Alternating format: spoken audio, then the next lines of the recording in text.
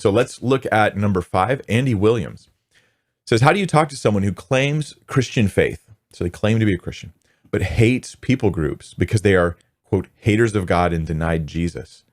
Friend won't talk to me because I don't hate evil people enough.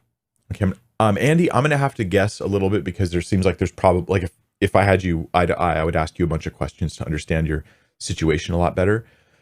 But let me just talk about the issue of hating a group of people because they are, quote, haters of God and denied Jesus. I mean, I'm thinking he's talking about Jewish people here because that type of rhetoric is usually used related to Jewish people.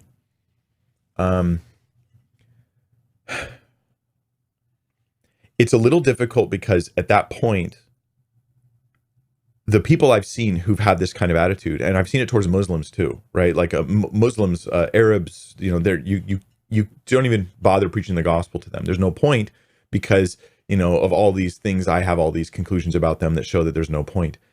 I think what I would want to do is point them to the book of Jonah.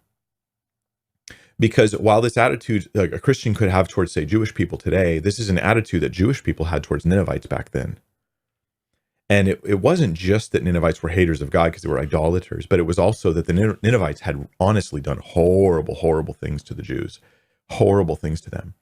And so they had a lot of bias against them. So that Jonah, in the passage where Jonah is called to go speak to the Ninevites and give them an opportunity to repent, Jonah doesn't want to give them a chance to repent. He wants them to die and suffer for their sins, and they deserve it.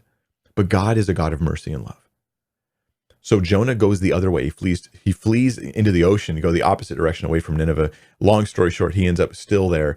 When the people repent and God doesn't judge them, he's then pouting and he's really upset. And he's upset about this gourd, this plant thing that has risen up and given him shade and then died right away. And he's all mad about it.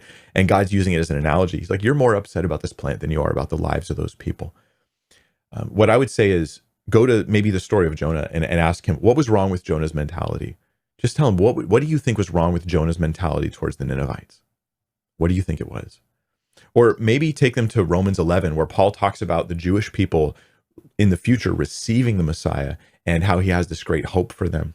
Or look at Paul the Apostle, who was persecuted by the Jews, who was one of the Jews who rejected Jesus, and then he gets saved, right? Now he's persecuted by them. Now they're attacking him. Now they hate him. And in Romans, I think it's Romans 10, he's like, I could wish that I myself was accursed for the sake of my brethren. I wish that they knew Jesus. Let me just say this. What do you think Paul's attitude was towards Jews, towards this people group who I think your friend despises? Look at Romans 10. Brothers, my heart's desire and prayer to God for them is that they may be saved.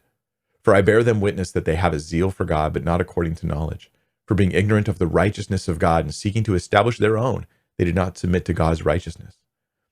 He did not give up on them. In Romans 11, he talks about how there will be a future revival of the Jewish people. Long story short, let me say this. There is no group of people that Jesus didn't die for. And it is a huge, horrible error, Old Testament and New Testament, to try to take a group of people and assign them the label God haters, irredeemable, because it is exactly those kinds of people that God makes an example of to show his mercy. So I would say that you're maybe those are some things you can talk to your friend about. I hope that it would help.